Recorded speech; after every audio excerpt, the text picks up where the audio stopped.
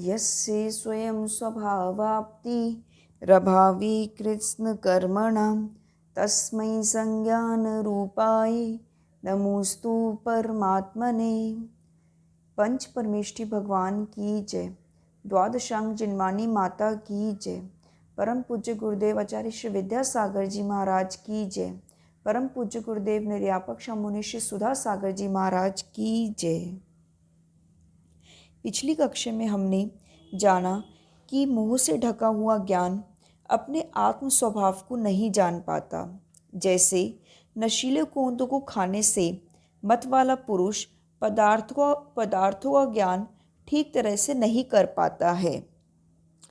अब आचार्य बताते हैं कि मोह से ढके हुए ज्ञान वाली आत्मा किसको अपना मानती है। तो चलिए अब हम अपना अगला श्लोक देखते हैं। वपुर्गृहं धनं दारा पुत्रः मित्राणि शत्रुवा सर्वथानि स्वभावानि मूढ़ः स्वानि प्रपद्यते। पहले एक एक शब्द का उच्चारण देखते हैं। वपुर गृहम, ये जो ग के ऊपर र है ये इस पू के साथ आ जाएगा। तो वपुर गृहम धनम दाराः पुत्राः मित्राणि शत्रुवः। मित्राणि शत्रुवः। वपुर्गृहं धनं दाराः पुत्राः मित्राणि शत्रुवः सर्वथाने स्वभावानि मूढ़ः स्वानि प्रपद्यते। मूढ़ः स्वानि प्रपद्यते। अब हम इसका पूर्ण उच्चारण करते हैं। वपुर्गृहं धनं दाराः पुत्राः मित्राणि शत्रुवा सर्वथाने स्वभावानि मूढ़ः स्वानि प्रपद्यते। एक और बार। वपुर्गृहं धनं दाराः पुत्राः मित्राणि शत्रुवः सर्वथाने स्वभावानि मूढ़ः स्वानि प्रपद्यते। अब हम इसका अर्थ देखते हैं।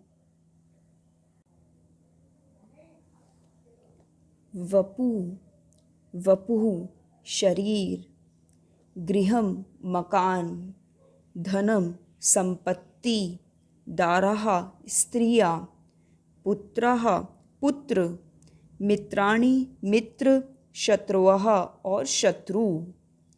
सर्वथाने स्वभावानि, सर्वथा, इसको पूरे शब्द को संधि विच्छेद करेंगे तो सर्वथा अन्य स्वभावानि, सर्वथा सभी प्रकार से, सर्वथा सभी प्रकार से, अन्य स्वभावानि अन्य स्वभाव वाले हैं, अन्य स्वभाव वाले हैं। मूढ़ः अज्ञानी, जिसका ज्ञान मोह के द्वारा ढका हुआ है। मूढ़ः अज्ञानी, जिसका ज्ञान मोह से ढका हुआ है। स्वानि अपना, प्रपद्यते समझता है।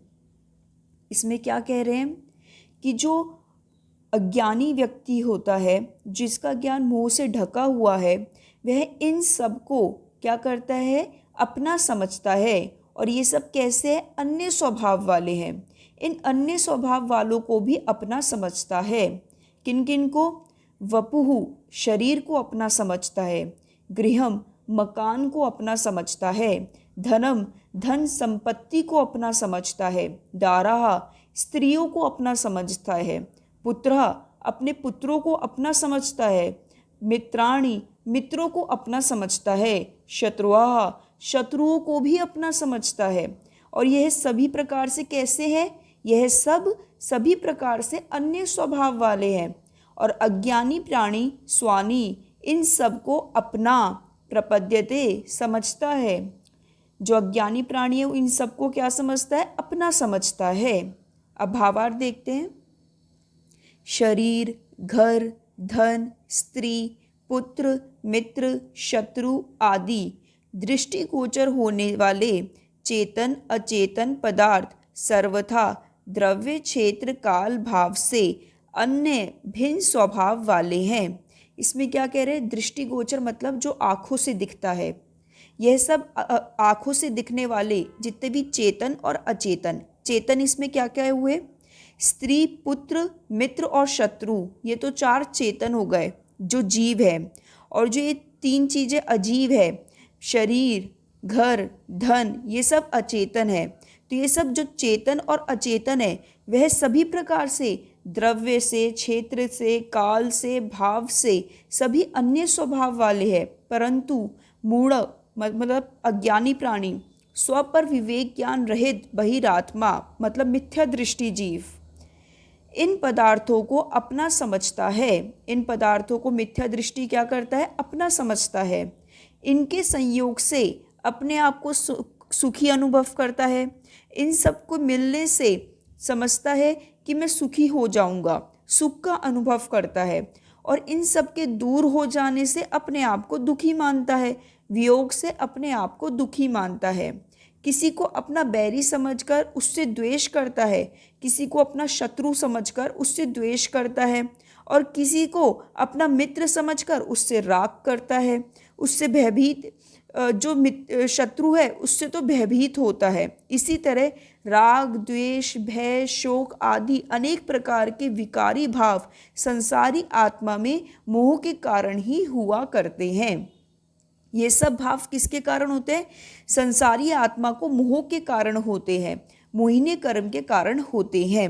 हमने पिछली कक्षा में समझा था कि मोहिनी कर्म 2 प्रकार के होते हैं, एक तो दर्शन मोहिनी है, एक चारित्र मोहिनी है। जो दर्शन मोहिनी होता है उसके उदय से मिथ्यात्व होता है जीव को, और चारित्र मोहिनी से क्या होता है? राग, द्वेष आदि भाव होते हैं। ये चारित्र मोहिनी से होते हैं। तो जो इसका मोहिनी कर्म से जिसका ज्ञान ढका हुआ है उसको यह सब भाव होते हैं, और इन भावों से हमारे कर्मों का बंध होता है। और जब तक कर्मों का बंद नहीं होगा तब तक हम इस संसार में जन्म और मरण करते रहेंगे, इस संसार में घूमते रहेंगे। तो चलिए अब हम कुछ प्रश्न लेते हैं। सबसे पहला प्रश्न, अपनी वस्तु को अपनी समझने में क्या बुराई है? यह सब चीज़ें हमारी है तो इन सबको समझने में क्या बुराई है? तो बहुत छोटे 2 लाइनों में इसका आंसर देते हैं। जहाँ देह अपनी नहीं तहाँ न अपनों कोय, धन संपत्ति पर प्रकट ये पर है परिजन लोए। जहाँ शरीर ही अपना नहीं है, जब शरीर ही जिसके लिए हम सब कुछ करते हैं, नहाते हैं, धोते हैं, खाते हैं, पीते हैं, कमाते हैं, ये सब चीज़ें जितने भी हम पाप करते हैं इस शरीर के लिए करते हैं। और जब ये शरीर ही अपना नहीं है तो फिर ये सब हमारे कैसे हो सकते हैं? ये सब तो फिर हमारे है ही नहीं।